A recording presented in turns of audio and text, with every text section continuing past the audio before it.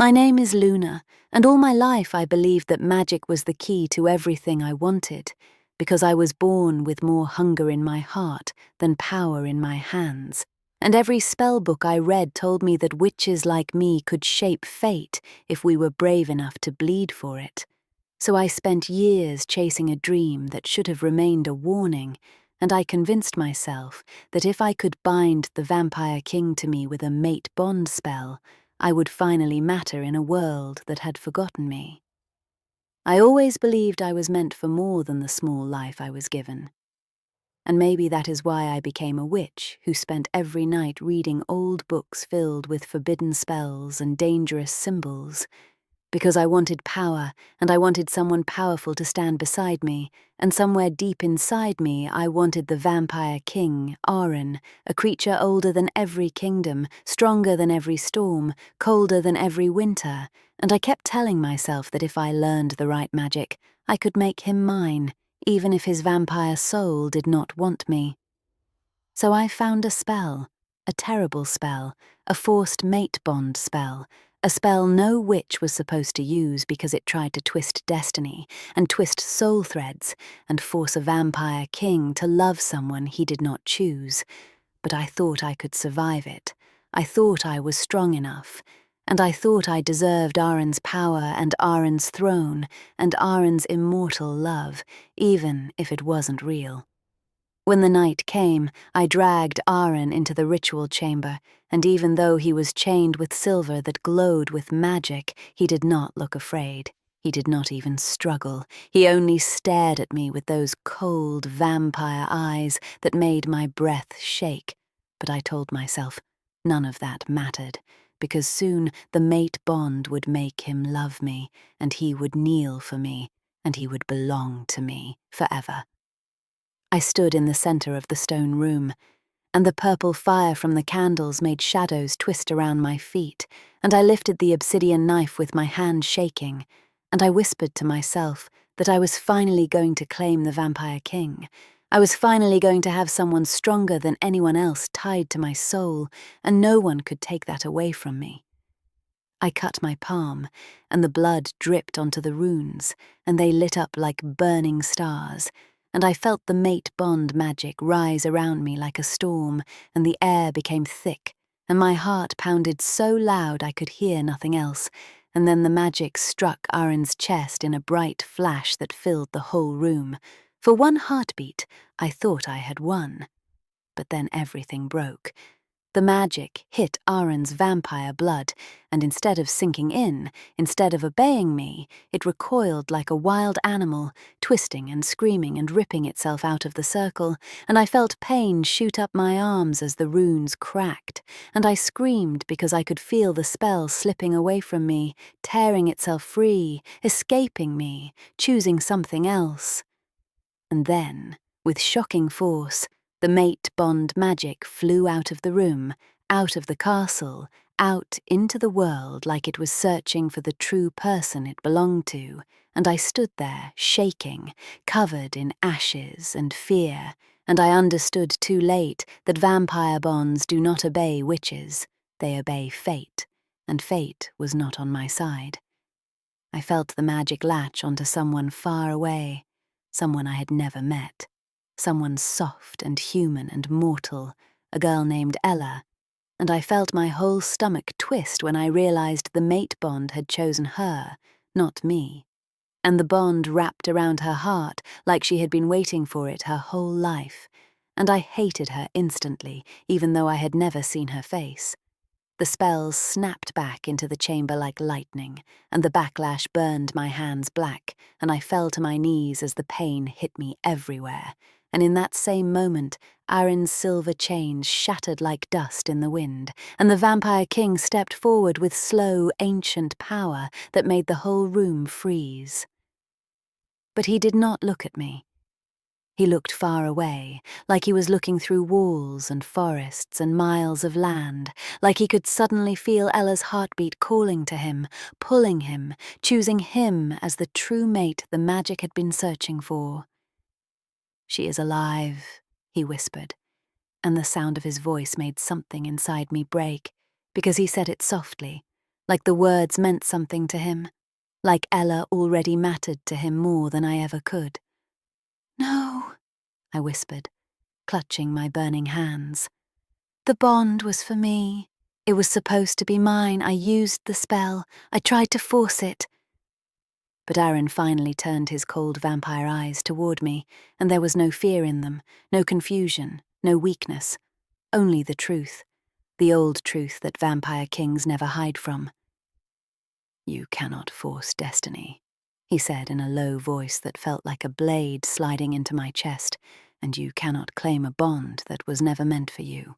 I screamed that Ella was nothing, that she was human and weak and mortal and plain, that she could not handle the mate bond of a vampire king, that she was not worthy of the power that should have been mine, but Aarin only walked closer, slow and calm and terrifying until his shadow fell over me. And then he whispered the words that destroyed my last hope. "I was never yours." And I knew then that everything I had done, all the magic I had used, all the danger I had embraced, it had all been useless because the bond I tried to steal had found the girl it truly belonged to, and nothing in this world or the next could break a vampire's true mate bond. Not even me, not even magic, not even a witch willing to ruin herself for love. Destiny had chosen Ella, and destiny had rejected me. My name is Ella, and I never believed in magic or witches or vampires, because my life was quiet and small and safe, filled with simple mornings and simple worries, and I never imagined that destiny was watching me from far away, waiting for the day when my heartbeat would be tied to a creature I had never met, a creature powerful enough to change my life with a single whisper, a creature who should have been a nightmare, but somehow felt like a calling. I did not know that somewhere far away, a spell had broken, and a witch had screamed, and a vampire king had whispered my name without knowing he was saying it, and I did not know that my life was about to change in a way that no human girl should ever be prepared for. Because I was just walking home with a small basket of apples, thinking about dinner, thinking about simple things, thinking that tomorrow would be just like today, quiet and normal and human. And then suddenly everything around me shifted like the world had taken a deep breath. It started with a small sound, almost like a whisper, except it wasn't coming from anyone around me. It was coming from inside me, from somewhere deep and low in my chest, a place I had never felt before, and it scared me so much that I dropped the basket and the apples rolled across the dirt road, but I couldn't bend to pick them up because my heart was beating too fast, like it was trying to break free from my ribs, and my breath came out in shaky gasps because I could feel something moving inside my soul, something warm, something bright, something I did not understand at all. Then a light rose around my feet, soft and gold at first like sunlight slipping through a window, but then it changed into something deeper, something more powerful, something that felt like it came from very old places, ancient places, the kind you only hear about in stories whispered at night, and I felt a pull in my chest, gentle but strong, like invisible hands were guiding me somewhere I could not see. I didn't run because it didn't hurt, and it didn't feel evil, and even though I was terrified, a strange calm wrapped around me at the same time, like someone was telling me not to be afraid, like a voice speaking without sound, comforting me, holding me, promising me that I wasn't alone, and I didn't understand how a feeling could be both frightening and comforting at once. But that was what I felt. Fear and comfort, terror and warmth, confusion and recognition, all mixed together. And then I heard him. Not with my ears, with my heart. "I am coming to you. Do not be afraid." My whole body froze. The voice was deep and quiet and cold and warm at the same time, and I knew instantly, even though I had no reason to know, that it did not belong to a human at all, that it belonged to something older, something stronger, something that did not walk in daylight like I did. And I knew the voice belonged to a vampire, even before the word fully formed in my mind. I whispered out loud, "Who are you?" But nobody answered with real sound, and the voice inside me only whispered again, softer this time, like a breeze blowing across snow. "You feel me. You always did." I shook my head and took a step back. But the bond inside my chest tightened gently, not hurting me, not trapping me, just reminding me that it was there, like a thread connecting me to someone far away. Someone I had never seen, someone who now felt familiar in a strange, impossible way, like I had known him in dreams I had forgotten. I dropped to my knees and hugged myself because the feeling was too big, too heavy, too unreal, and I whispered, "Stop, stop, please stop." But the magic did not stop, because magic doesn't care if you're ready or not. And I wasn't ready at all. I wasn't ready to feel a connection to something powerful and dark and ancient. I wasn't ready to feel like I was being pulled towards someone who wasn't human, someone who felt cold and warm, dangerous and gentle all at once. And then I saw it. Not with my eyes.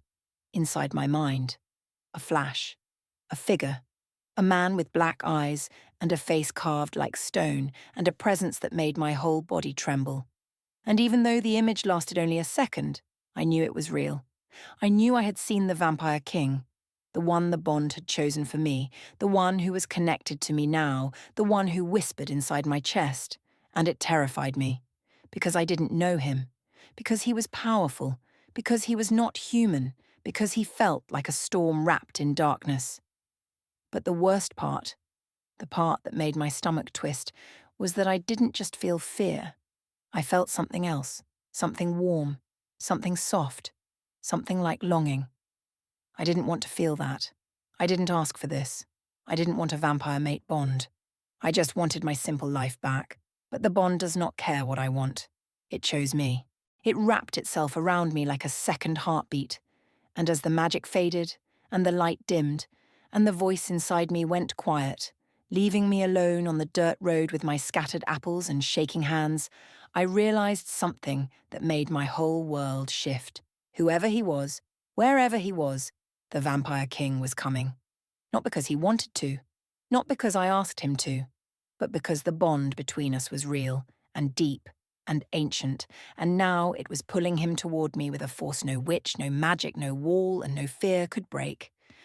And I whispered to myself, why me? Even though no one could answer, except the bond itself. And somewhere far away I felt a cold, quiet reply. Because you are mine. My name is Aren, and I have walked through centuries with a heart that no longer beat and a soul that no longer hoped, because time teaches vampires that everything fades, everything breaks, everything dies. And I believed I was meant to live alone in the dark forever, until the night a forbidden spell tried to force a bond on me and failed, and the moment the magic shattered, I felt a true mate bond awaken inside my chest, real, ancient, and unbreakable, pulling me toward a girl who did not know my name, yet somehow already felt like home. When the witch's spell broke and the forced mate bond snapped away from her and tore through the world like lightning, I felt something inside my chest that I had not felt in more than 1,000 years, something I never expected to feel again, something I believed I did not deserve, something even older than fear, older than hate, older than all the war and all the blood I had spilled in my long vampire life. And that feeling was the pull of a real vampire mate bond, the one bond no king can deny, no spell can control, no witch can steal. The moment it touched me, even through layers of broken magic and pain, I knew instantly that the spell had not chosen Luna, because Luna was not made for me, and I was not made for her, and the magic she tried to force on me was nothing but noise, nothing but false light, nothing but a hollow echo pretending to be fate, because true bonds cannot be shaped by hands or spells or fear. They come from something older, something deeper, something no witch understands.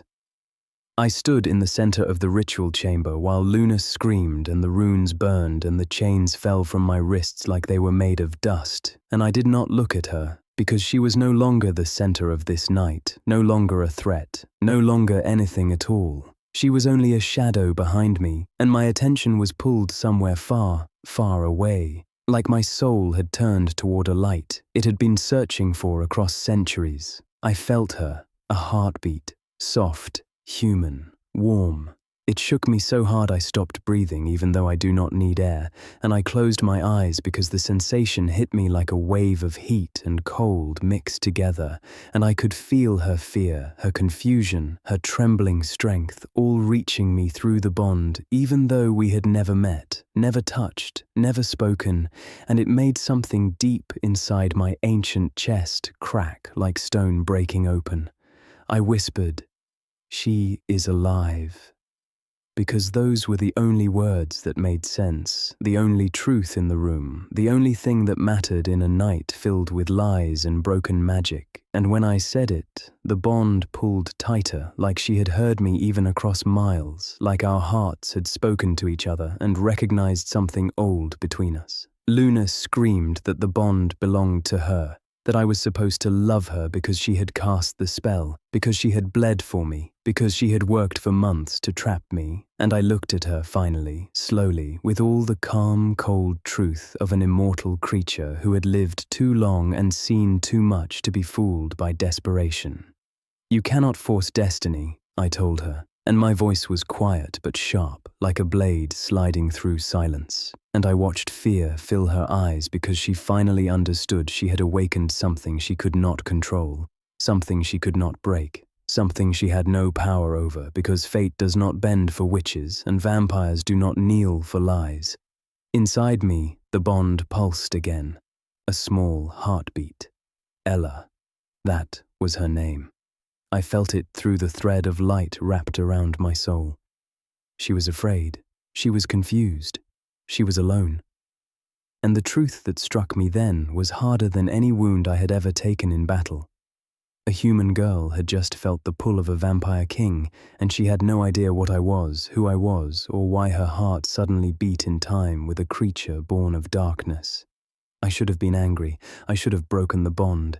I should have destroyed the magic and walked away. But I couldn't, because the moment her heartbeat touched mine, something deep, ancient, buried under centuries of violence and loneliness and cold power, something I thought had died inside me, woke up. And when I opened my eyes, I knew she would never be safe again unless I reached her first. I stepped past Luna's burning runes, my shadow stretching long across the floor, and she tried to grab my hand, tried to hold on to some tiny piece of her broken spell, but I pulled away from her easily, and she crawled backwards, sobbing, shaking, whispering that the girl was just human, just a mortal, just weak. But she did not understand. Humans break easily, yes, but humans also heal. Humans live with hearts open, something vampires forgot long ago. Humans feel deeply, fiercely, honestly, and Ella's bond thread felt brighter than anything I had felt in centuries. "I was never yours," I told the witch, and not because I wanted to hurt her, but because it was the truth, and truth is the one thing real bonds always demand.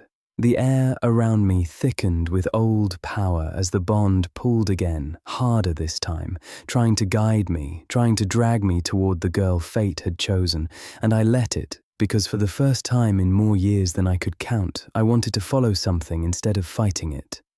I walked out of the ritual chamber while Luna sobbed behind me, and I did not look back, because her story with me was over. Forbidden, or forced or twisted as it had been, and a new story had begun the moment the bond found Ella's heart. As I stepped into the night air outside the castle, I felt the cold wind on my skin, and I closed my eyes again just to feel the bond more clearly. And when I did, I felt her fear trembling like a fragile heartbeat inside my chest. She did not know me. She did not want this. She did not understand what destiny had chosen. But she was mine now. Not in the way Luna wanted, not as a possession, not as a prisoner, not as a stolen thing, but as a true mate, a soul thread, a bond older than kings and queens, and older than the darkness that made me what I am. And I whispered into the night, letting the wind carry my vow to her, "I am coming to you." Because no witch, no spell, no enemy, no fear, and no force in any world could ever stop a vampire king from reaching the one heart fate had chosen for him. Not now, not ever. When the vampire king walked out of the ritual chamber and left me on the cold stone floor, shaking and burned and broken, I thought the pain in my hands was the worst thing I would feel. But I was wrong, because the real pain came from the empty space inside me, the hollow place where the forced mate bond was supposed to sit, the place I had carved open with blood and spells and sacrifice, the place I believed would hold Aren's power and Aren's soul, and now it felt like a hole, a deep pit inside my chest where nothing lived except shame and rage. I lay on the ground for a long time, feeling the burned skin on my palms pulse with every heartbeat, and I tried not to scream, but the sound came out of me anyway, a thin broken cry, because I could feel the bond far away, bright and warm and alive, wrapped around that human girl Ella, that simple mortal who had done nothing, learned nothing, bled nothing, and yet she had what I wanted, what I studied for, what I worked for, what I risked everything for, and I hated her in a way that made my whole body feel like fire. I forced myself to stand, even though my legs shook and my head spun, and I stared at the shattered runes on the floor, the ashes of my spell, the burned pieces of my failed bond, and I felt something new rise inside me, something sharper than heartbreak, something hotter than shame, something stronger than fear. It was vengeance. I wiped the dried blood from my hand and looked at the broken chains the vampire king had stepped out of so easily, and I whispered to myself that this was not over, not for me, not for him, not for the girl destiny had stolen from me, because witches do not disappear just because a spell fails, and I had not spent my life learning magic to be pushed aside by fate like some worthless leaf drifting in the river of destiny. I walked slowly out of the ritual room, touching the wall as I moved because my body still hurt, but my mind was awake, sharp, burning, and every step I took made one truth louder and louder in my skull. I will make her pay. I had never met Ella, but through the broken edge of the bond, I felt the way she trembled when she sensed Aarin. I felt the way she gasped when the magic touched her heart. I felt the way she didn't understand anything, and that made me furious because the mate bond should not belong to a girl who does not know how to carry it, a girl who has no magic, no strength, no place in the world of vampires, and yet the bond wrapped around her like a crown she did not earn. I reached my workroom, the one with shelves of dried bones and jars of herbs and books with pages falling apart, and I stood in front of the cracked mirror, staring at my own face, pale and smudged with ash, my eyes bright with fury, and I told my reflection, "You are not done, you are not broken, you will take back what is yours." Because I refused to be forgotten, refused to be replaced, refused to watch the vampire king I wanted walk to another woman as if I had never existed. I opened my spellbook again, even though the pages were still warm from all the magic I had used, and I turned the pages until I found the one thing I never thought I would need. The spell I once swore I would never use because it crossed the sacred boundary between life and death, because it was meant only for witches who had nothing left to lose. The curse of severing. A spell that could cut a bond. A spell that could wound a vampire. A spell that could poison a heart, even the heart of a true mate. My breath came out in a shake because I knew this curse was not simple, not safe, not clean. And it would cost me something, maybe magic, maybe blood, maybe pieces of my soul, but I did not care, because I had already lost everything that mattered. I held my burned hands above the book and whispered the first line of the curse, not to cast it, not yet, but to taste it, to feel its shape, to understand its danger. And the shadows in the room shifted as if they were listening, as if they were hungry for what I was about to do. I closed the book with shaking fingers and pressed my forehead against it, breathing slowly, because I knew I could not cast the curse until I found the girl, until I looked into her human eyes and saw the bond inside her, saw the thing that was supposed to belong to me, saw the thread that tied her to the vampire king. And when I found her, when I reached her, I would decide then whether I wanted to sever the bond or take it, because I knew one thing for certain now. Ella may have been chosen by fate, but I was chosen by ambition, and ambition is sometimes stronger than destiny. The Vampire King thought he could walk away from me. He thought he could ignore me. He thought he could forget me. He was wrong, because I am Luna, a witch who survived fire and darkness and broken magic, and I will not let fate replace me with a mortal girl who does not even know how dangerous the world has become. Aren is going to find Ella. I know that. The bond pulls him like gravity. But I am going to find her too.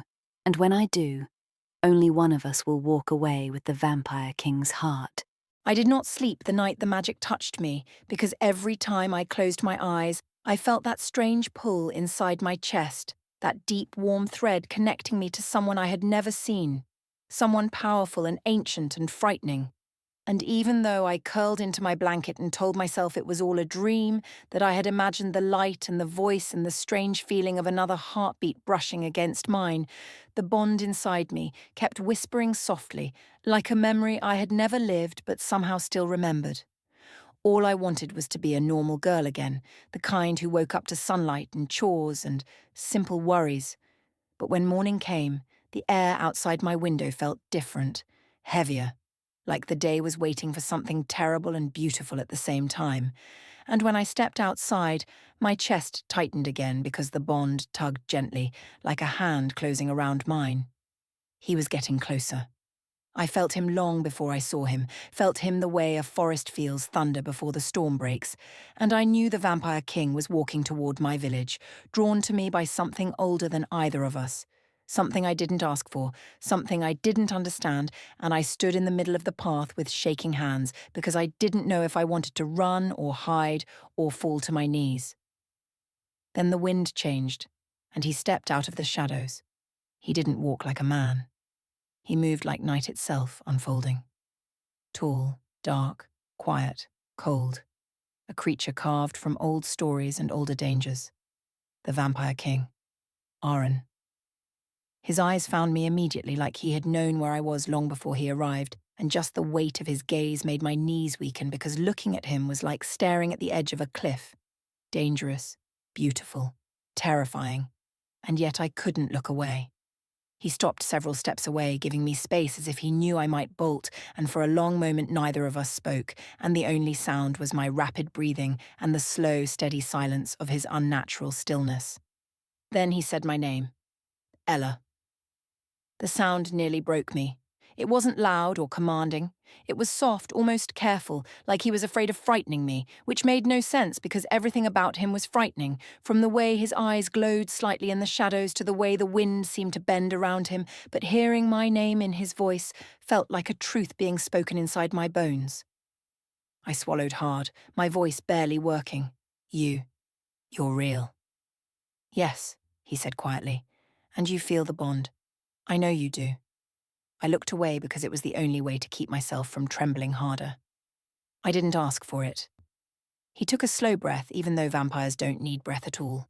And somehow that made the moment feel warmer, softer, like he was trying to meet me halfway between fear and understanding. I didn't ask for it either, he said, and something inside me loosened at the honesty in his voice because he sounded tired, lonely, old, not in body, but in heart. The bond tugged again, stronger this time, and I felt myself step forward without meaning to, like my feet were answering something my mind couldn't yet understand, and the Vampire King watched me with an expression I couldn't read, something dark but gentle, something hungry but patient. I don't know anything about this, I whispered. I don't know witches or vampires or magic, I just heard you. Inside me, I felt you, and I don't know how to live with that. Aaron nodded slightly, his eyes steady on mine. You're afraid? Yes, I breathed. Of you. A pause. And of what I feel. The Vampire King closed the distance between us slowly, giving me time to retreat if I wanted, but I didn't move because the bond held me in place, not by force, but by truth. When he stood close enough for me to feel the cold air around him, he raised one hand, slowly, carefully like he was approaching a frightened animal, and he stopped inches from my cheek, not touching, just letting me feel the chill of his presence. "You are my mate," he said softly. "Not because of the witch's spell, not because of magic, but because fate wrote your name beside mine long before you were born." His words were like warm water poured into the cold space in my chest, easing the fear but not erasing it completely. "I don't know if I can be that," I whispered. "I'm human." His eyes softened then, truly softened, like I had said something that touched him deeply. "I know," he said, "and I would never take your life from you. The bond does not trap you. It connects us, but it does not cage you. You still choose what you want." I shook my head. "But the witch, Luna, she wants to hurt me." Aaron's jaw tightened, and for a moment his power flickered around him like cold flame. "She will not touch you," he said in a low voice that felt like a threat and a promise at once. "I will not allow it." "But she hates me," I said, voice cracking. "She wants the bond. She wants you." He stepped even closer, his presence wrapping around me like a shadowed cloak. "And she will never have me," he said softly. I felt the bond pulse warm and bright in my chest. "Why?" I asked. Aaron looked at me like the answer was simple. Because to him, it was. "Because I was never hers," he whispered. "Because I was always yours." My breath caught, and I knew then that even though I was afraid, even though the world had changed, even though the bond scared me more than anything I had ever felt, I was not alone. I lifted my hand slowly. My fingers trembled, but I touched his. Cold, soft, unmoving like stone, but he closed his hand around mine like he had been waiting centuries to feel that touch. In that moment, the bond glowed so warm inside me I almost cried. "Aaron," I whispered. "Yes?" His voice was so gentle it broke me. "Will this change me?" He stepped even closer, his forehead almost touching mine, and he spoke with the quiet certainty of someone who had lived a long life and never lied to himself. "Everything changes you, Ella," he murmured, "but this will not destroy you." I closed my eyes and let out a shaking breath. "What happens now?" I asked. Aaron lifted my hand to his lips, cold lips brushing warm skin, and I felt the bond surge like fire and light twisting together through my whole body. "Now," he whispered, "I protect you." "Now," he said, "I teach you what this bond means." "And now," he finished, "we face the witch together." I opened my eyes. Anna's forest wind brushed against us. The sky turned quiet above, and for the first time since the bond found me, I did not feel afraid. "Then take me with you," I whispered.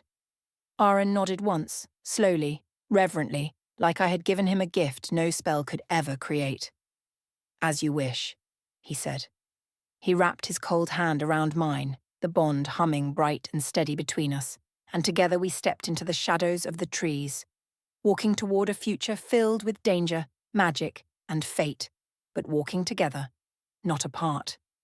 Because whatever the witch had wanted, whatever the spell had tried to force, whatever darkness waited in the world, our bond was real, our bond was strong, our bond was destiny. And as the forest swallowed us in quiet night, I heard him whisper one last time, soft and certain and only for me. "I was never hers. I was always yours. So if a bond you never asked for found you in the dark, if a vampire king whispered your name like fate itself, and if your heart answered before you could run, would you follow the thread of destiny or would you try to cut it before it pulls you too deep?" Like, comment and subscribe for the next gem.